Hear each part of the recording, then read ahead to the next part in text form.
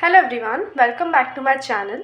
Today I will be sharing about some commissions and committee that has been made before independence of India and till now. What are the current status of education?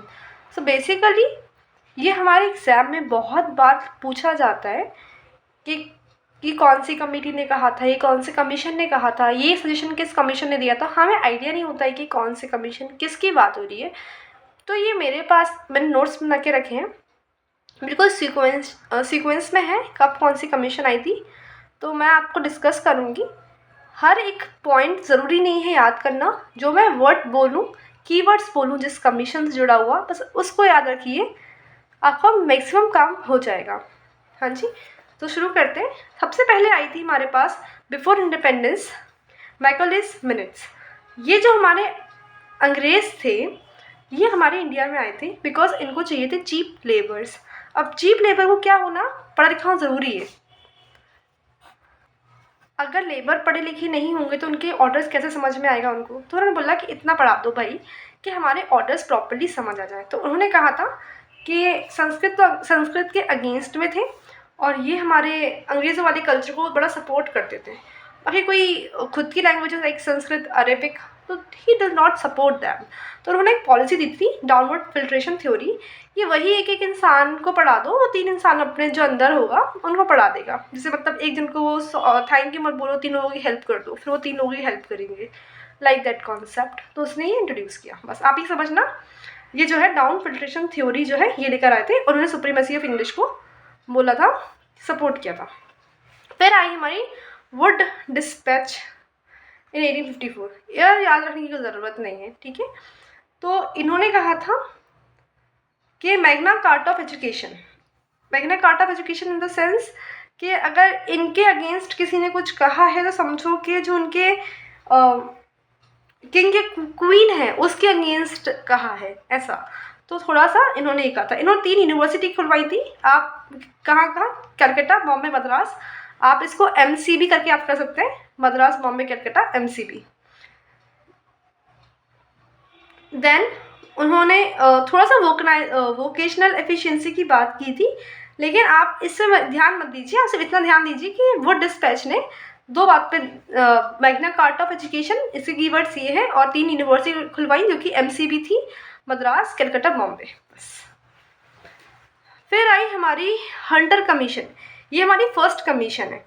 अभी ये पहले आया था, वो क्या था फिर, वो कमीशन नहीं थे, वो बस एक एक जन आके संभाल रहा था, वो कमीशन नहीं थी। अच्छा, कमीशन और कमेटी के बीच में डिफरेंस क्या, आप ये समझिए पहले। कमीशन वो होता है जहाँ पे प्रॉपर्ली 3-4 लोगों को बैठा के बनाया जाता है, सरकार बनाती है कि हाँ ये कमीशन है और आपकी जिम्मेदारी है ये सब काम करने की। वेयरएज कमेटी क्या होती है कि वो इंसान खुद ही बनाते हैं अपनी 3-4 लोगों की कमेटी। इतनी बड़ी रिस्पॉन्सिबिलिटी कोई देता नहीं है उनको कि आप संभालेंगे, बट कमेटी बनाते हैं। It's a kind of not so much formal thing when we talk about commission. Commission is much formal than it. तो इन हंटर कमीशन ने बात की थी वोकेशनलाइजेशन ऑफ एजुकेशन के बारे में, और इनका बट ये जो उनके थोड़े एफर्ट्स ठीक ठाक थे, लेकिन इनके जो एफर्ट्स थे गवर्नमेंट के द्वारा ना इग्नोर किए गए। बोला नहीं, आप इस भलाई का काम कर रहे हैं, हमें पसंद नहीं है, आप तो वही काम करें जिससे आप में चीप लेबर हमारे प्रोड्यूस हो सके।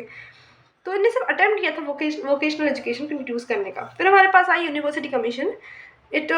उसके अंडर इंडिया यूनिवर्सिटी एक्ट 1904। फिर हमारी सैडलर कमीशन आई। इन्होंने हमारे जो थे 10+2 को, जो हमारा ये होता है 10+2, उसको इंटरमीडिएट कॉलेज बोल दिया था।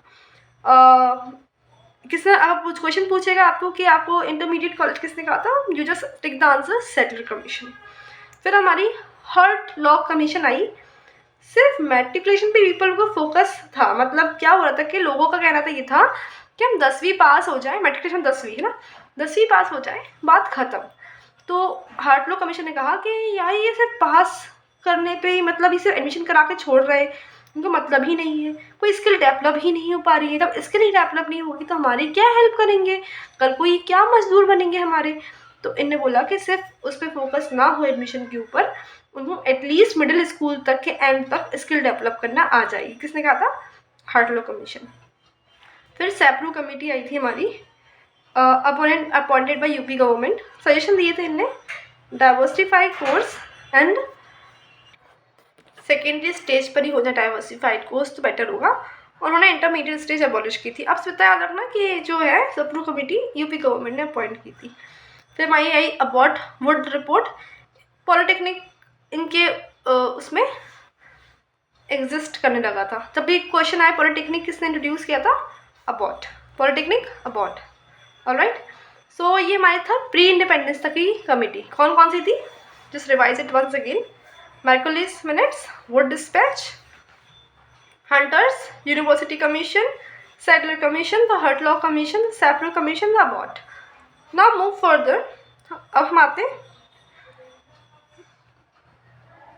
इंडिपेंडेंस के बाद। तो ये आई थी जाकिर हुसैन कमेटी रिपोर्ट। अब ये जाकिर हुसैन कमेटी किसकी है भाई, महात्मा गांधी जी है इसके अंदर। तो ये थी अपनी वारदा स्कीम के ऊपर थी। वारदा स्कीम जहाँ भी वर्ड आए महात्मा गांधी और जाकिर हुसैन आपको याद आ जाना चाहिए। वारदा की जगह क्या, ये जगह का नाम है, यहाँ पे कॉन्फ्रेंस हुई थी, ठीक है।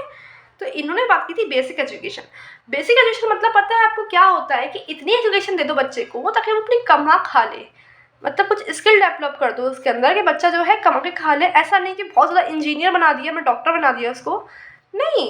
अगर कोई बच्चा जो है कल को हैंडीक्राफ्ट बनाकर कुछ बेच रहा है, समझ में आया कि प्रॉफिट कितना है, लॉस कितना है, वो कितना मटेरियल लगाएगा तो कितना प्रोड्यूस कर पाएगा, ये बेसिक एजुकेशन के कॉन्सेप्ट के अंदर आ जाता है।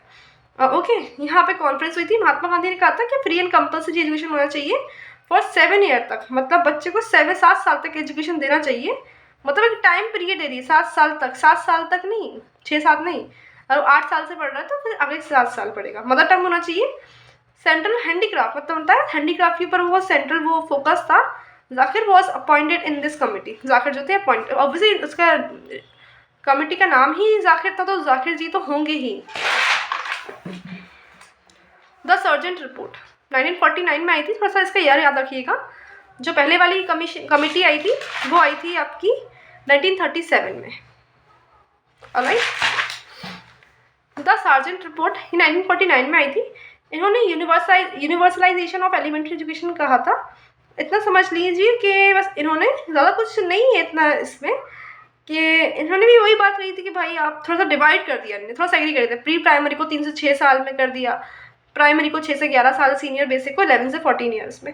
बस वहाँ सेग्रीगेशन कर दिया प्रॉपर कि हाँ इस एज तक ये होना चाहिए, इस एज तक प्राइमरी, इस एज तक ये, इस एज तक ये। उसके बाद पढ़ना है तो भाई पढ़ ले, और ऐसा ही बोला था इनने। सिर्फ पॉइंट की बातें कर रहे हैं हम। अगर आपको कहीं और डिटेल वीडियो चाहिए तो बहुत सारी वीडियोस और भी अवेलेबल है नेट पे, आप उसको देखिए। मतलब यहाँ से भी आपको जनरल नॉलेज मिल जाएगा कैसे क्या सीक्वेंस में कमिटीज़ हैं क्विकली। तो हम आगे बढ़ते हैं। ये कमेटी का वही डिफरेंस है कमीशन कमेटी का। कमेटी का डिफरेंस यही, 2-4 लोग खुद बना लेते हैं, कमीशन मतलब जो उससे सरकार बनाएगी, ठीक है।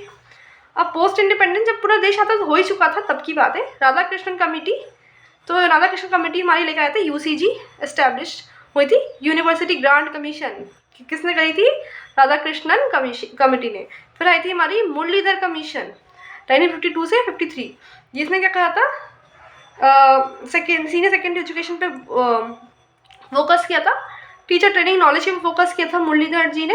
एंड मल्टीपर्पज़ एजुकेशन और एक्सपीरियंशियल स्कूल, यहाँ ट्रेनिंग रेसिडेंशियल फैसिलिटी होगी। मतलब कि ये कि जहाँ भी आपको वर्ड मिले मल्टीपर्पज़ स्कूल, एक्सपेरिमेंटल स्कूल, जहाँ इन स्कूलों में ट्रेनिंग तो होगी ही प्लस रेसिडेंशियल आपको फैसिलिटी मिलेगी बच्चे को। तो ये कहाँ आपको टिक करना है, मुरलीधर। मुरलीधर मतलब मल्टीपर्पज़ स्कूल, एक्सपीरियंशियल स्कूल। ये किसके अंदर थी, Lakshman Swami. Alright, doctor A Lakshman Swami. आगे बढ़ते हैं। National committee on women's education 1958 में आई। ये किसने बनाई थी, दुर्गाबाई देशमुख कमेटी। तो जो पैरिटी होना चाहिए लड़की और लड़कों के बीच में, ये बताया गया था।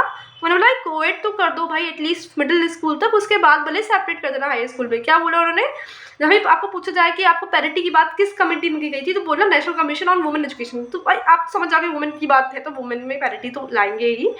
और दुर्गाबाई दुर्गाबाई देशमुख जो थी उन्होंने ही बात करी थी।